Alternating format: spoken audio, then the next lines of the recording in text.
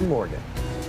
And I'm sad nobody's wearing beads today. It's Fat Tuesday. Oh. Well, you didn't bring us any sad. I didn't get the memo. But I did bring you a treat. Yes, you did. It's called a punchki, and we're going to talk about it during a commercial break on Facebook. Yeah. I'm intrigued by this. Maybe you will go there and check it out. I'm excited for it because it looks like it is filled with sugar and it may even be fried dough. Definitely my favorite gonna have to thing. go to the gym. You know, there was some good news today. The sun started peeking through my blinds when I was at my apartment, and I immediately opened them all up because I forgot what that looked like. Christian, I certainly enjoyed the sunshine. Me too. It was so bright in the sky, I had to kind of, put my hand Sunglasses, over my what are eyes. those? Yeah, almost forgot where I'd placed them. You're talking about weather. I am talking about weather. So we are taking these small victories, but we had 2 victories or 2 wins today, if you will. The first one, yes, of course, is the sunshine. It hasn't been plentiful throughout the afternoon, but it has kind of come in peaks, followed by some clouds and then some more sunshine again. You can see that pretty evident on our weather cameras across the triad right now. But our second win, I would say, is the temperatures. We broke above 37 degrees for the first time since Thursday, and in fact we did it in a big way. We're up into the upper 40s to right around 50 degrees this afternoon, and of course it's been so long since we were in the 40s, this actually feels kind of warm. Of course, the other factor we have in place today is the breeze. It's been kind of a windy day of weather, gusts around 20 to 25 miles per hour in the Piedmont so far, but things are quiet on the radar as you look all across the region, and that is good news. Now tonight, we're heading for another cold night. We're going to drop back down into the mid-20s and even some low 20s for some folks in the Piedmont tonight, and back to the western counties and in the foothills and mountain communities as well. For your Wednesday, it's a nice day of weather, actually. Sunshine in the morning. I think there will still be a few clouds around, but heading into the evening hours, those clouds start to thicken back up for our next weather system that's on the way. It's a cooler day of weather tomorrow too, with afternoon highs only topping out in the low and mid 40s. Now watch as we go through in time. This is tomorrow, things are quiet, but heading into tomorrow night and into the overnight hours into Thursday morning, we're going to be watching our next system approaching. Temperatures are going to be right around freezing or just below. So yet again, we're going to have a pretty significant freezing rain concern heading into Thursday morning until we warm up above freezing in the afternoon. Coming up, we're going to talk about totals and how you can prepare for Thursday's storm. This is shaping up to be another significant icing event, unfortunately. New at 4 o'clock, the Davidson County Sheriff's Office has just released some new details regarding the Amber Alert for 14-year-old Savannah Childress. Detectives say Childress was using an online platform to talk to someone and that those conversations were explicit in nature. Investigators describe those conversations as grooming techniques commonly used by sexual predators. Childress's parents reported her missing on February 11th, and deputies say her dad last saw her around 7 o'clock in the morning before he left home for the day. Childress has brown hair, green eyes, and was last seen wearing a yellow Mickey Mouse hoodie. You can see her picture there on your screen. If you have any information about where she could be, call police immediately. We're continuing an encouraging trend related to one of our coronavirus metrics. This graph shows the percentage of tests that come back positive. Today's is 7.4%. It's about average with the numbers we've seen over the past couple of weeks, and that's good news considering we'd been well over 10% over the months of December and January. The red line here is 5%, which is the state's goal. We haven't been below that line since late September, but at least we're averaging closer to it. Well, since the vaccine started rolling out, a lot of seniors have received 1 dose of the COVID-19 vaccine, and they're anxious to get that second dose. But experts say you don't need to worry about that because it actually can be worse for you if you get it too soon. Let's dig a little deeper for you. Timing is everything. That's true in so many situations, and it's certainly true when it comes to the COVID-19 vaccine. Both the Pfizer and Moderna vaccines require 2 doses, and the timing of each dose is critical in terms of getting the maximum protection offered. And now we're going to explain why. If you get the Pfizer vaccine, you should get your second dose 3 weeks after the first. If you go for the Moderna vaccine, the wait between doses is 28 days. That's what worked when the vaccines were tested in clinical trials. We'd like people, though, to try and get it right around that either 21 or 28-day mark. I wouldn't get hung up on getting it exactly on that date, but try to get it within a couple of days of that date. The first shot primes your immune system. As it's ramping up, your immune system is learning about the coronavirus and building a memory it will rely on if it ever encounters the virus. The second dose expands and reinforces that memory. If you get the second shot too soon, it's like interrupting a study session for your big history exam. And you need to have time for that memory to establish. And so if you rush too much, it's just you don't take advantage of that memory. Dr. Mark Tompkins of the University of Georgia's Center for Vaccines and Immunology says it's better to get your second dose a little later than too soon. I think we can certainly take it out further without any ill effects, but I don't know how much further that is. Which is why public health experts advise getting the second dose as close to the recommended date as possible. Johnson & Johnson is working on a vaccine that would only require one dose and could be available by the end of February. Let's take a look at more headlines with your 4 to 5 roundup. The Pentagon has authorized 25 teams of active duty troops to go help give out COVID-19 vaccines. This move is a response to a request from FEMA. Those new troops mean that there will be more than 4,700 personnel supporting the vaccination effort. The first group of 200 is currently running a mass vaccination site in California.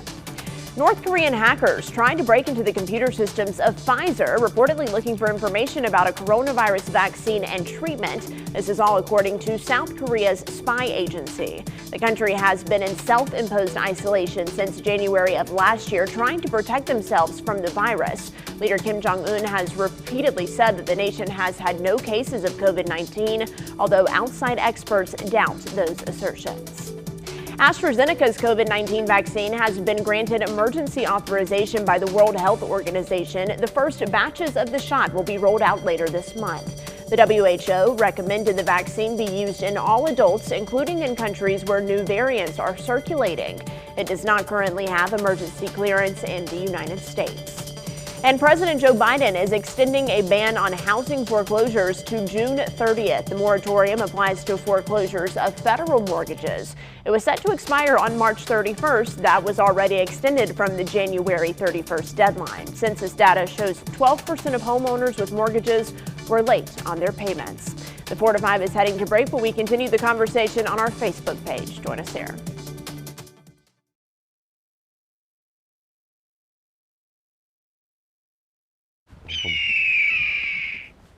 Bald eagle. Bald eagle. Yeah, they're not in. What do you mean, socks? They definitely should be. Alrighty.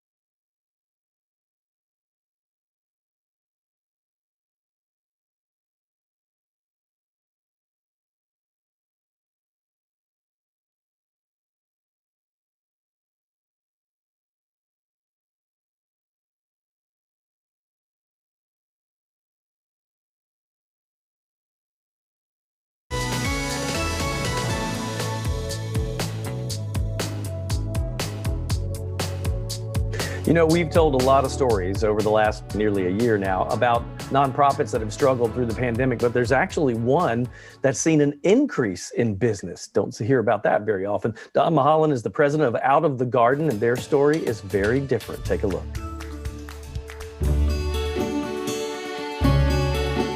So Don, I know, a lot of nonprofits and charities, they've really struggled. Now, you guys are kind of an exception to that rule, but I want you to first tell us a little bit about Out of the Garden and what you guys are all about. How did it all get started?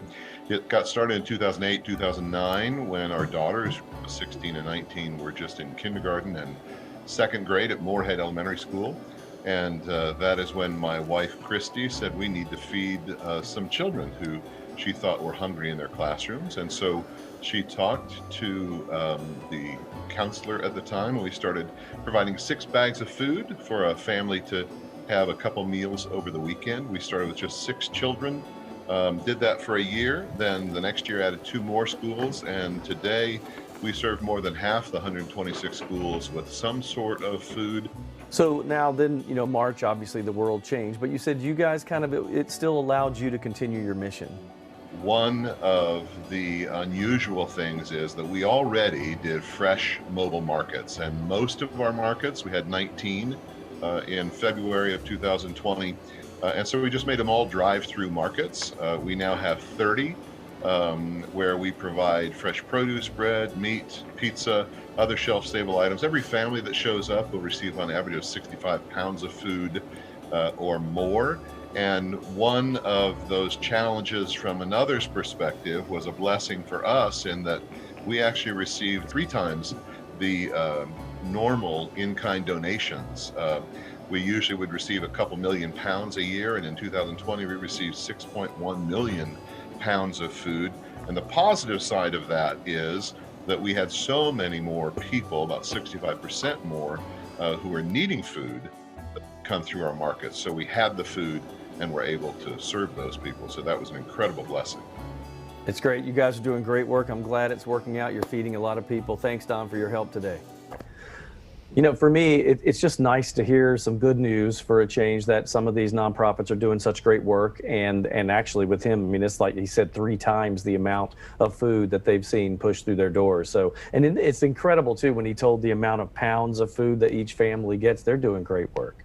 Yeah, one of the very first stories I covered once the pandemic arrived was something that the Out of the Garden Project was doing. They were partnering with Daystar Church in Greensboro to give out produce, like he mentioned, those mobile markets like that. And I feel like I hear about an event they're doing almost every single day. And people can't ever accuse us of not reporting the good news, right, Chilton? Because you got that covered. You're on lock on that. It's my beat.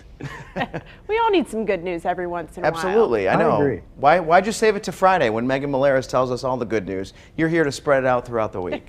We try. Ball of sunshine, that Eric Chilton. And there is the sunshine out there, and it is a ball.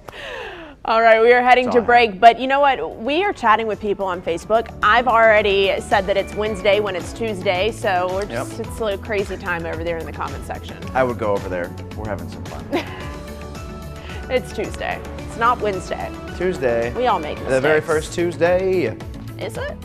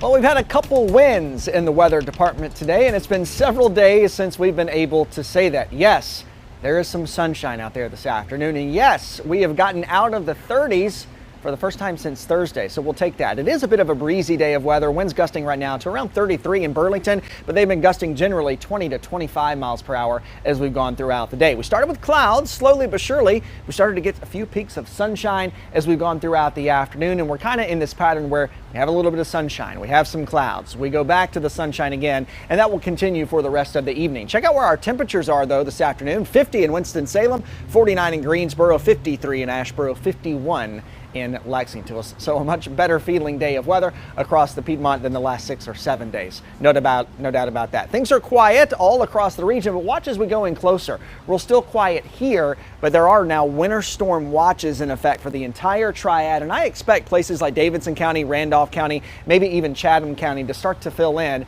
as we go into tonight and into tomorrow, because we do yet again, unfortunately, have another system headed our way that's likely going to be a significant icing concern for Thursday morning. Here's the setup. We have high pressure building into the region now. That will keep the sunshine around for one more day tomorrow. But what it does, it starts to lock in this cold air into the Piedmont. Meanwhile, our next system is going to be forming in the Gulf of Mexico. And as this heads our way tomorrow night into Thursday morning, we already have the cold air in place, so as this moisture starts to arrive, it's likely going to begin as freezing rain and stay freezing rain until we can warm above 32 degrees. So let's take you through in time on Futurecast and show you how that plays out. No problems tomorrow, but the clouds do start to thicken up tomorrow evening, and overnight is when we start to see that moisture, that freezing rain arriving. And again, notice where our temperatures are: 30, 31, 32 degrees. And if you're at 29, 30, 31 degrees, that can make a lot of difference in this kind of situation. Much like we had on Saturday, we're going to be slow to warm above freezing. Notice, I think we will get to freezing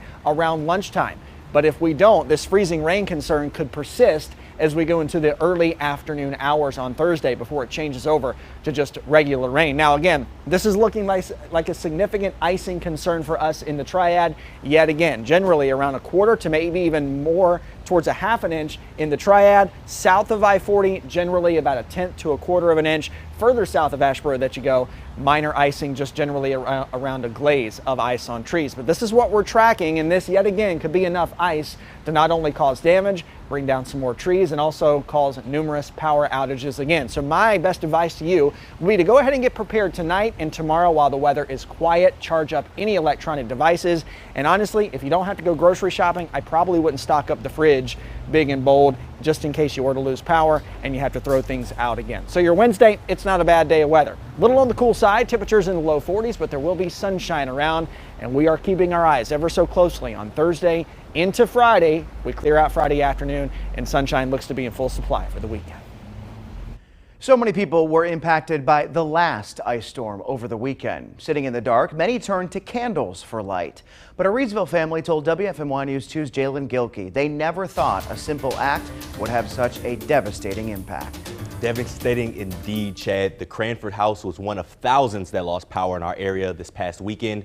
As many celebrated Valentine's Day and the return of power across the triad, the Cranfords were left picking up the pieces of their life. But once the flames actually started, it was just nothing we could do. Stephen and Beth Cranford lost everything, and it happened in a matter of minutes. I stepped out for a split second, and when I walked back in, there was smoke everywhere. Beth stepped into a closet to pack things up for the night. She put a lit candle down to pack when her mother-in-law called her into the other room. And when she came back, it was too late. The fire had already spread. The firefighters actually had to spray the entire inside of the house with water because there was too many hot spots, I think they said. So everything was pretty much damaged, even what didn't burn completely. They may have lost everything physically, but the triad community is doing everything it can to help. Family members reaching out and helping us get stuff, and help from the community already. And his job, he works for False Recycling, and they've done a lot for helping us, and we really appreciate everything anyone has done for us, more than I can express. As for now, the family of 4 is staying with family members. Soon they will meet with the insurance company to see what steps they have to take to move forward. Just, I can't even imagine. You know, it's something so innocent and something so small, lighting a candle. I mean, how many people did that over the weekend when their power went out? I just, you know, I don't even know what else to say. Right, and Jalen, I know that the mom in this situation, she posted on Facebook that she usually is not comfortable asking for help, but she's just been so overwhelmed by the kindness of her community members. And I think, again, it's just a testament to the triad. I feel like every time there is tragedy, the next story we report is someone is doing something good to help out. You're absolutely right, Maddie. And back to what you were saying, Chad, I was speaking to people in our newsroom today as well, and everybody was just coming to me and telling me how, you know, they were doing similar things this weekend, just trying to deal with the darkness and try to stay warm, you know, placing candles in living rooms, in closets, in bedrooms, in bathrooms. And just for them to lose everything in the midst of not having power at the same time was just an unbelievable devastation. You don't expect it to happen to you, too. You hear the warnings, you hear the fire department saying, you know, don't use the candles, don't light the stove to try to stay warm, and you think, well, what else do I have to do? But in this situation, it's just so dangerous. Our thoughts and prayers definitely with that family tonight. We'll be right back.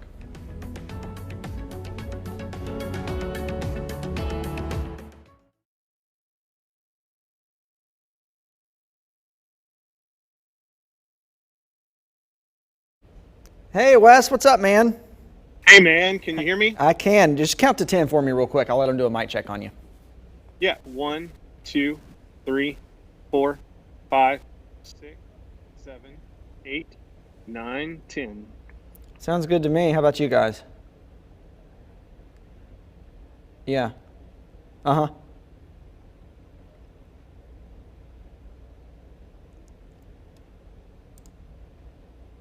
Gotcha. Okay, cool. All right, Wes, we're coming to you in just a couple minutes here, and we'll just chit-chat and we'll have fun. I'll probably ask you about Saturday too. Okay, sounds good.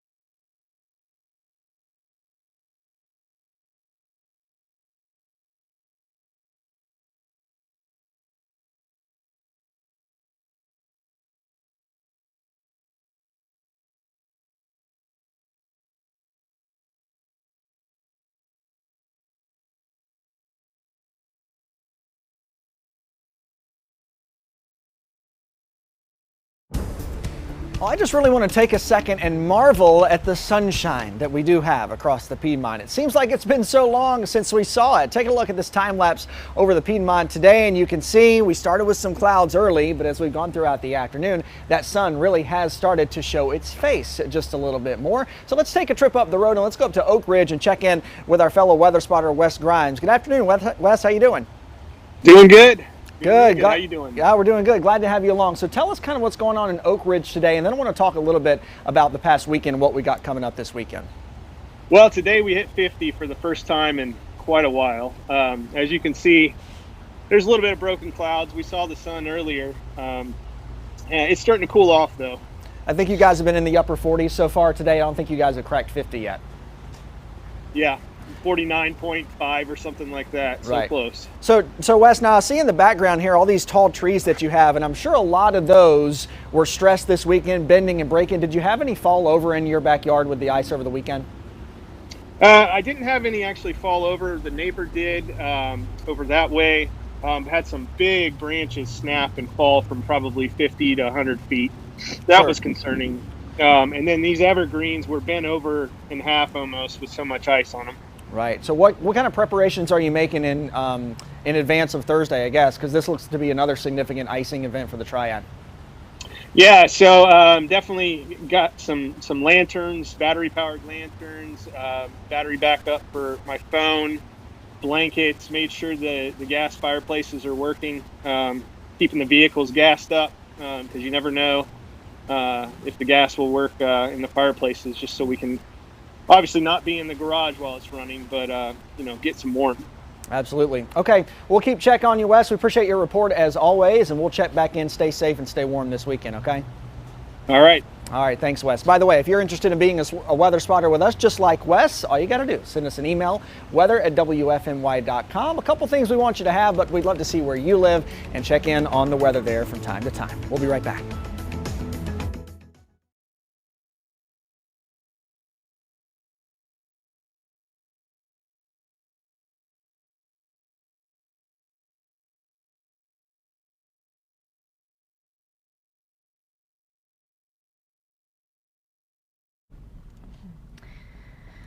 Ooh, ice cold milk and an Oreo cookie, they forever go together.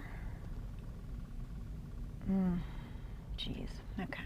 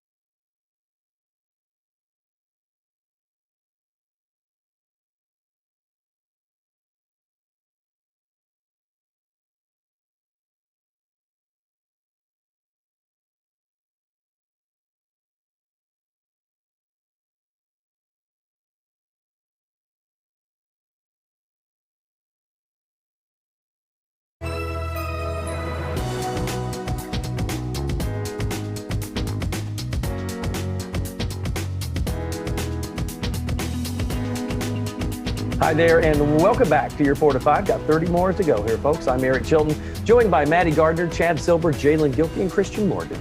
You know, it kind of felt nice today outside, right? I mean, just relatively speaking. Better. The UV's probably a -4, but I mean, it still felt pretty nice. What do you think? Meteorologist Chad. When did you go back to school and get that degree? Working on my seal, working on my seal.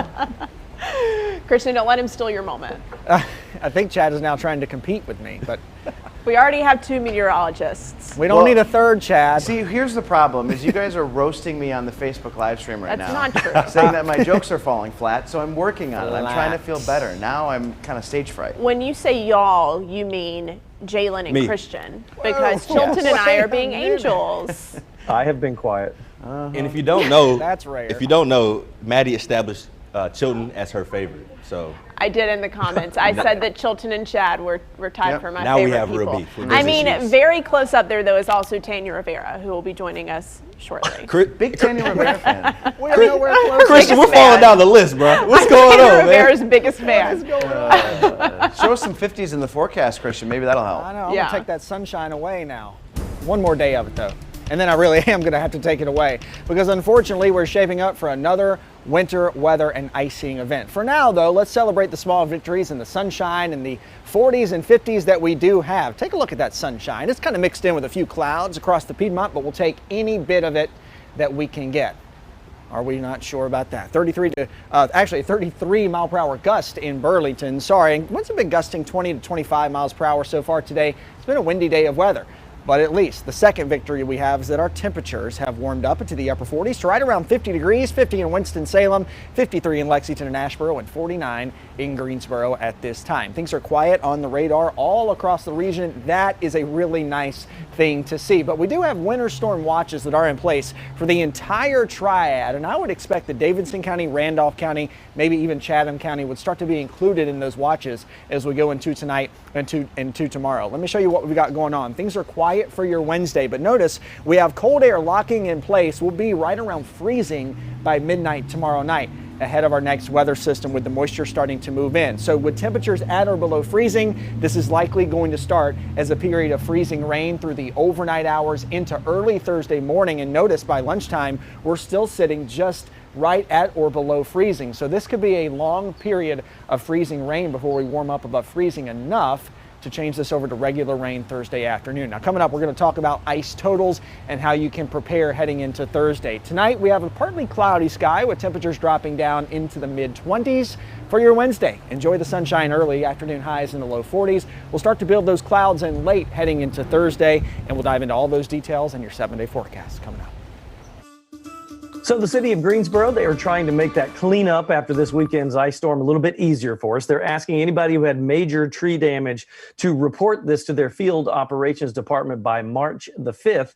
All you have to do is call the number here, 336-373-2489. The number's at the bottom of your screen. You take the storm debris to the White Street landfill. The city is actually waiving the yard waste fees through the end of business day on March the 6th. And lastly, you can prepare the waste for your regular trash pickup day. We have more details on how to do that at WFMYnews2.com. Boy, just a devastating story from overnight. 3 people died and at least 10 were hurt in a tornado that tore through parts of Brunswick County at the coast last night. The sheriff's office there says the storm damaged about 50 homes, even ripping a few from their foundations. The Red Cross is helping people affected. Let's take a look now at more headlines with your 4 to 5 roundup, and we are learning new details about a missing teenager in Davidson County. 14-year-old Savannah Grace Childress was reported missing on Thursday. Her photo will stay on your screen for quite some time if you'd like to take a look. Savannah was last seen near Canaan Church Road in Denton. Detectives say she had been talking to someone online, and the messages were reportedly explicit in nature. Detectives say they're considered to be grooming techniques and practices used by sexual predators. Savannah was last seen in a yellow Mickey Mouse hoodie. She is 5 feet 6 inches tall with brown hair and green eyes. If you see her or have any information, call the Davidson County Sheriff's Office. A sad story here. At least 11 deaths have been linked to the dangerous winter storm system that's breaking records across the country. 4 million homes and businesses in Texas did not have power earlier today as the electrical system struggled to meet demand. Among the dead were a woman and a girl who were in a garage in Houston, Texas, where a car was being run because there was no heat inside the home. Authorities say they died from carbon monoxide poisoning. An older man in Texas died after falling on his front lawn and being stuck in the cold for 2 hours. House Speaker Nancy Pelosi wants an independent commission to investigate the so-called security failures of the January 6th attack on the Capitol. This recommendation comes from a retired lieutenant general who Pelosi asked to review Capitol security. The interim report said more resources needed to be made available to protect Congress members and the Capitol. And the social network PARLER, preferred by the far right, appears to be back online. The platform went dark last month after being dropped by Amazon's web hosting services because the site was not doing enough to moderate calls to violence. On Monday, the basic outline of Parler was live, but private messaging was disabled. A member of the Tea Party Patriots movement is now running Parler as interim CEO. So there are a lot of questions about what happens after you get the coronavirus vaccine. Now, if you're exposed to someone who has COVID-19, do you still need to quarantine after you've had that vaccine? Our Verify team is digging into new guidance coming out of the CDC. You might have seen headlines like this. The CDC says fully vaccinated people don't need to quarantine after COVID-19 exposure. So let's verify. Did the CDC really say that vaccinated people can skip quarantine? To find out, we went straight to the source, the CDC, and we found out that the claim is true, but it needs context. It turns out you need to meet a couple criteria first. Here's the CDC's full guidance. They say that you don't have to quarantine after being exposed to someone with suspected or confirmed COVID-19 if it's been at least 2 weeks since your final vaccine dose, it's been no longer than 90 days since your final dose, and you have no symptoms. So we can verify that as long as you meet those 3 criteria, this is true. The CDC says you don't need to quarantine after a COVID-19 exposure. But if you don't fit that criteria, you still need a quarantine. With your Verify, I'm Evan Kozloff.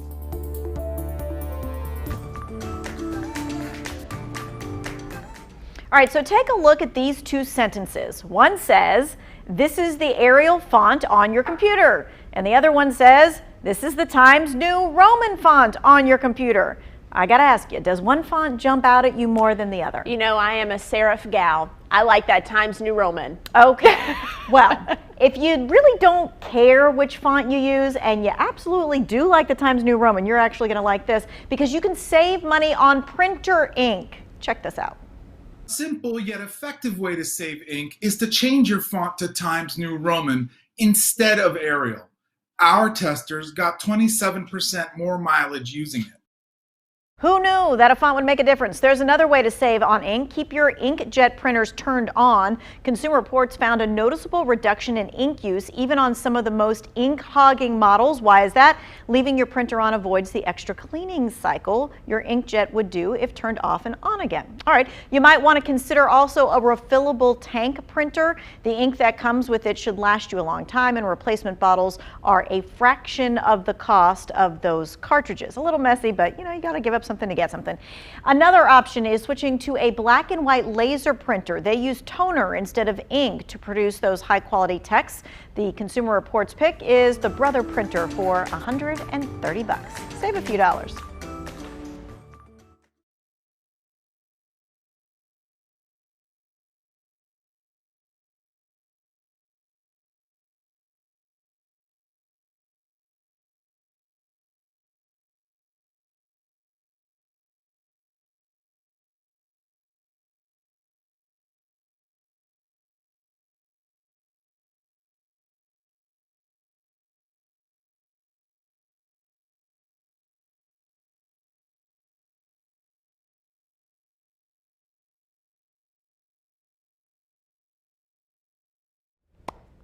Hello, can I help you with something, camera operator? Why are you zooming in on me? Oh, you want to see me too? I do. I always have something to say. Now Chad's trying to steal my spotlight. Just so you know, we're not that close together. Yeah. Objects in the monitor appear to be closer than they actually are. Yes. This seems like an appropriate time to chat. Chad? So I was thinking about introducing the punchki to everybody, but this is a very short commercial break. So maybe we'll do it next before National Pancake Day. That's what we call a tease. Minute 30. Okay, I'll talk a little bit about it.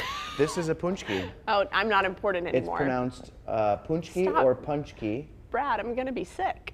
There we go. And it is basically a Polish donut that is eaten on Fat Tuesday, today, the day before the start of the Lenten season. And the idea behind it is that back in the day, you would make these because they would use up all of the ingredients that you might be looking to avoid during Lent. I like that. And that's kind of the idea behind the pancakes as well. I know many people eat pancakes on Tuesday, Fat Tuesday.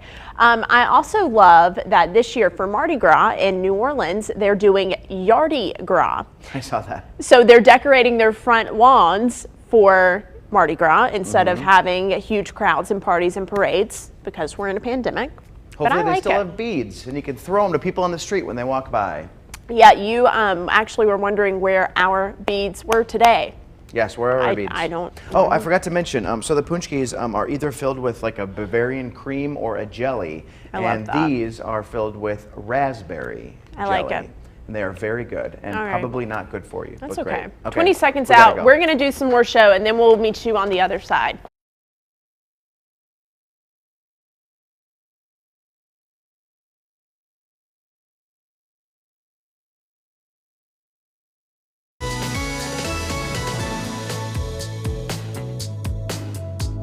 I'll take a few minutes and enjoy the sunshine that we've got this afternoon, and then do it again tomorrow, because then we're going to go back to the gray, the cold, and yes, another potentially significant icing event for the Piedmont. Take a look at the radar right now, and you can see things are quiet all across the eastern seaboard, and that is really, really nice to see.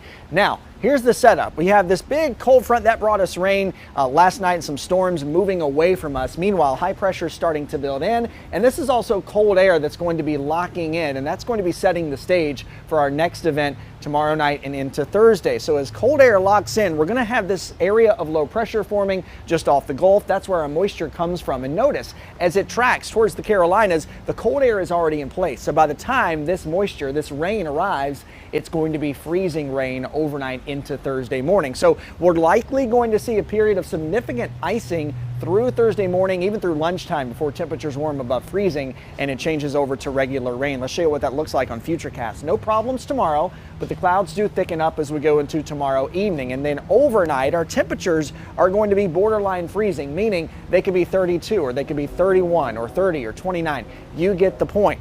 As this rain moves in, it's going to take us a long time to warm above freezing. So there will likely be several hours of freezing rain, which could lead to some significant ice totals before we do warm above freezing. That could be around lunchtime, or it could take into the early afternoon hours before that changeover to regular rain happens. Now, this is yet again going to be a significant icing event, maybe even more so than this past weekend, the way that it is trending. So significant ice amounts are possible, anywhere from 1/4 of an inch to even 1/2 inch of ice in most of the Triad counties, right along and north of the I-40 corridor.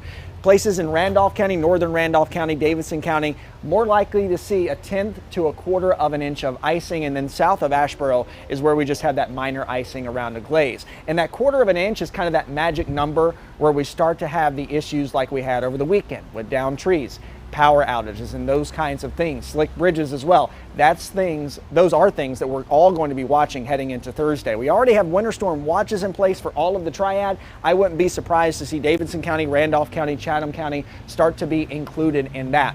My advice to you is to go ahead and make preparations today and tomorrow while the weather is nice. Charge devices up. Make sure I honestly wouldn't stock the fridge too full just in case you were to lose power. That way you don't have to throw those things out yet again. We're watching closely on Thursday. For now, our temperatures in the upper 40s this afternoon, headed for a cold night of weather in the mid-20s. And for your Wednesday, sunshine early on, afternoon highs in the low 40s. We will start to bring in those clouds late, and that rain and freezing rain moves in tomorrow night through the overnight hours into Thursday morning. By Friday, this system is pulling away from us, and the good news is that sunshine will be in full supply for Saturday and Sunday. You know, it usually sounds like a bad idea to completely change your small business plan, but there's one Winston-Salem restaurant. They have done just that, and they are not looking back. I spoke with Wine Merchants owners, Alan Miller and Caleb Flint, about their new venture. Take a look. So guys, this is pretty cool. I've done a million stories on restaurants that are redefining themselves, but not one that completely redefined itself, which is kind of what you did. Tell me about this process. I guess to start back in March when restaurant dining rooms got closed down, we didn't couldn't survive that, so we decided to pursue other business avenues, which led us to a retail business. Let's talk about how you made the choice of what is our retail business going to be. Is there a connection between that and the restaurant before? Yeah, there's a little bit of a connection in that we still wanted to provide good food for our customers. So we developed these take and bake meals that we had actually already sort of pre-planned. So within days, we were selling our take and bake meals right off the bat. So describe what the meals are like. Like, what can we expect if we come into your store or try to get something for carryout? Well, the take and bake meals are pre-made meals in a pan that you literally take home, put in a preheated oven and have a hot meal in 20 to 45 minutes, generally enough to feed 2, sometimes a little leftover. So you guys really have just like turned it upside down. So what do you think the future is for this? Will you ever go back? I don't think so. I think we're committed to premium grocery retail at this point. In fact, we may even have some other things down the line that we have that we'll see. Well, I can tell you as a father of 4, the 20-minute meal thing, you've hooked me. Thanks guys for taking time out today.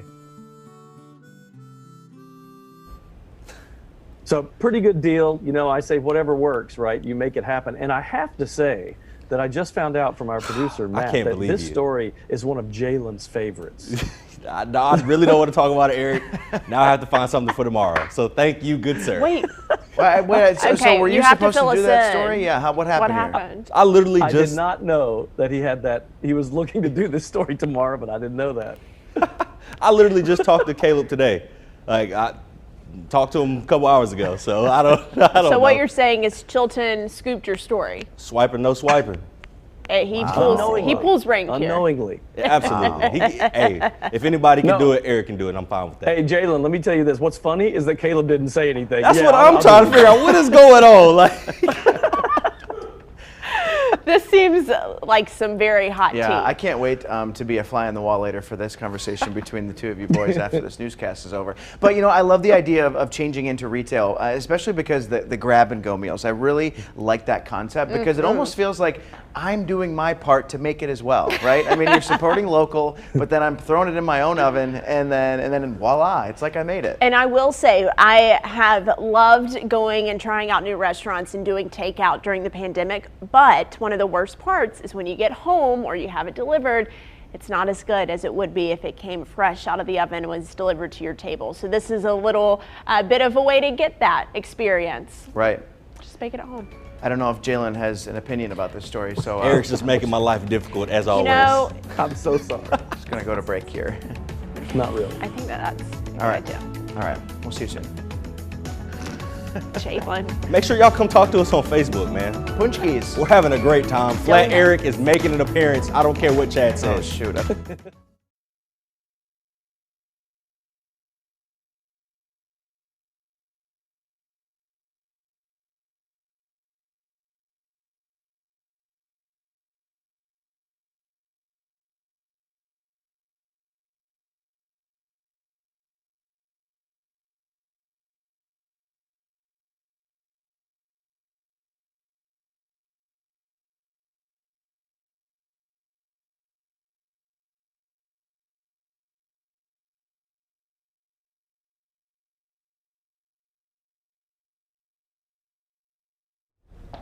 Hi.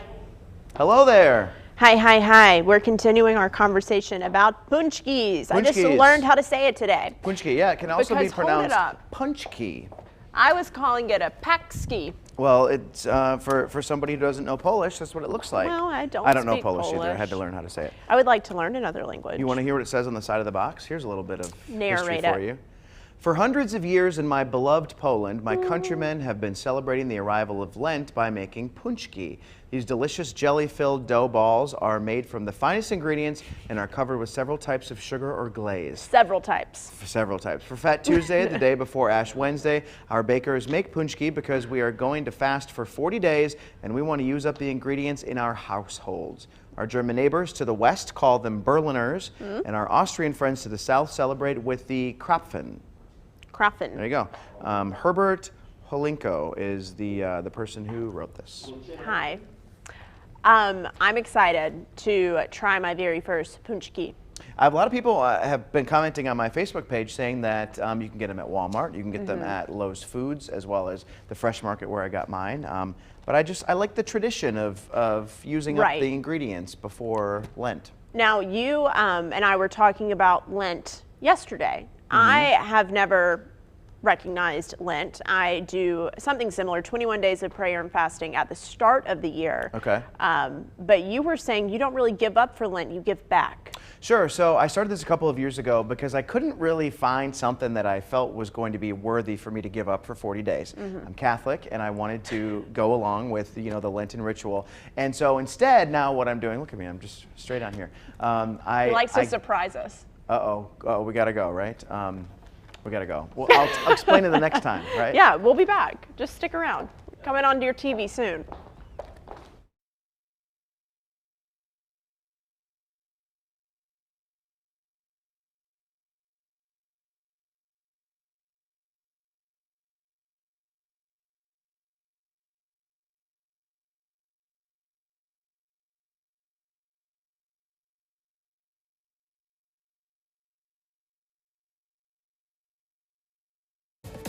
Welcome back to your 4 to 5. Well, hopefully you celebrated today's National Day at breakfast, or if you're like me, you're going to have breakfast for dinner. Today is National Pancake Day. This video, man, delicious. Oh, wow. The fluffy, buttery breakfast food dates back over 30,000 years. What? And it might just be the oldest breakfast food in history. So of course IHOP is getting in on the day. They're offering a special deal. It starts today, and normally they only celebrate on National Pancake Day, but because of the pandemic, they're turning the long celebration into an IOU and offering coupons for a free short stack. They will be redeemable throughout the entire month of April. You just got to sign up on their website before April 1st. Yum. 30,000 years. I'm going to check that. All right. So I asked you on Facebook to tell me your favorite way to eat pancakes. All right. Look, I was a little disappointed. I wanted some some new ways to do it here. Lots of plain Janes out here. Although Candace, let's start out with her. Candace goes, don't like them. Never liked them, never will. Glenda said just plain butter, syrup, lots of it. Cindy said regular old syrup and butter. Same thing for Janet Adkins. She said just butter and syrup. And then Dakova, thank goodness, at least you threw in some blueberries. Fresh blueberries, butter, and syrup. I like that when they put the real fresh cream on the creme fraiche, whatever it's called, on the top. That's my favorite. That sounds delicious. I'm researching the 30,000 year yeah, we need to look into that. I will tell you, this is just a Google search, but National Geographic confirms it.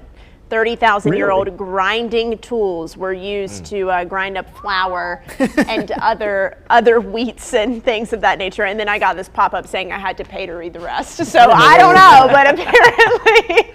Well, there wasn't an IHOP around, we know that. There wasn't an International House of Pancakes until 20,000 years ago. That's right. So for 10,000, there was just, where do you eat them? In the Stone Ages. You make them on a rock, it sounds like. I want to know, Maddie, since you're an expert in pancakes now, can you substitute for a waffle? Okay, let me tell you. I'm not a huge waffle fan. Fair enough. Me too. I will eat a waffle. I think they're a little bit easier to prepare than a pancake because you just kind of pour it in the iron and let it do the work for you. But the way the butter saturates a pancake. Yes, thank you. When it's Thank you, Eric. When it's in the pan, I feel so supported right now. When it fills up those little squares with butter, it drives me nuts. See, I think I used to feel the same way you did, and then I had Dame's Chicken and Waffles in downtown Greensboro. Look at you. And there is nothing better than Dame's Chicken and Waffles. So pancakes, no more. But see, pancakes, comparing pancakes to waffles is like apples to oranges. Right? We gotta leave. Really? Yes, absolutely.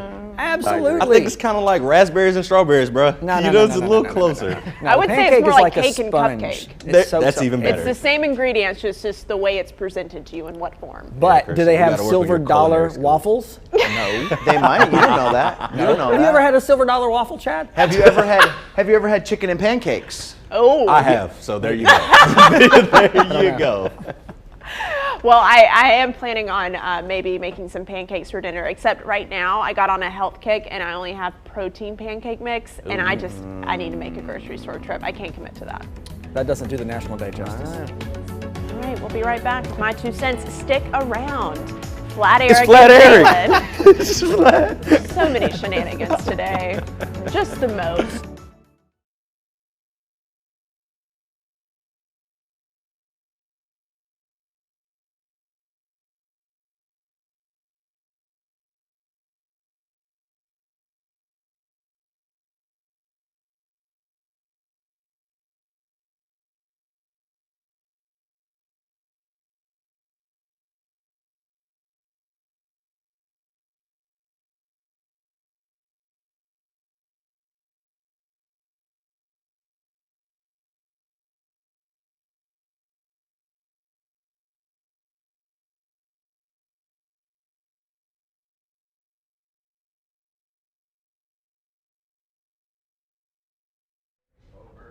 Hey, don't beat yourself up for not being there yet. Pat yourself on the back because you're on the way. That is a tweet I just saw. So everyone pat yourself on the back.